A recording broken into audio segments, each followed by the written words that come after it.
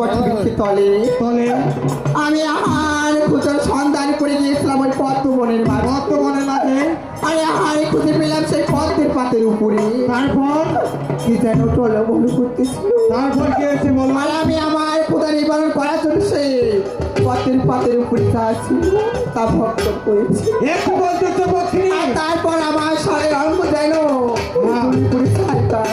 একটু বলতেছো পক্ষী?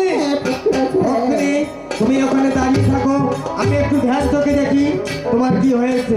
আমি তাই করে পক্ষীরা তুমি তাই করো। ওম নমঃ শিবায় নমঃ। ওম নমঃ শিবায় নমঃ। ওম নমঃ শিবায়। পক্ষীরা পক্ষী, পক্ষীরা তুমি কি জানো তুমি ওখানে কি ভক্ষণ করেছো? আমি কি ভক্ষণ করেছি পক্ষীরা? তবে আমি বলতেছি পক্ষী, তুমি ওখানে ভোলা মহেশ্বরের নিজ ধন ভক্ষণ করেছো। বলছি পক্ষী, তাই পক্ষীরা তবে পক্ষী এখন আমার উপায় কি হবে পক্ষীরা? তুমি ভালো হতে চাও, তুমি সেখানে ভক্ষণ করেছো, সেখানে 3-3 বার ওগুলো দিলে তুমি সুস্থ হয়ে যাবে। তাহলে কি আছে পক্ষীরা?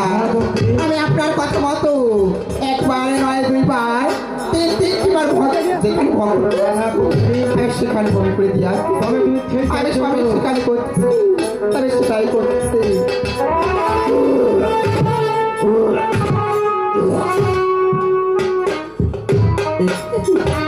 পক্ষীরা ভালো পক্ষী, আপনার কথা মতো কাজ করি।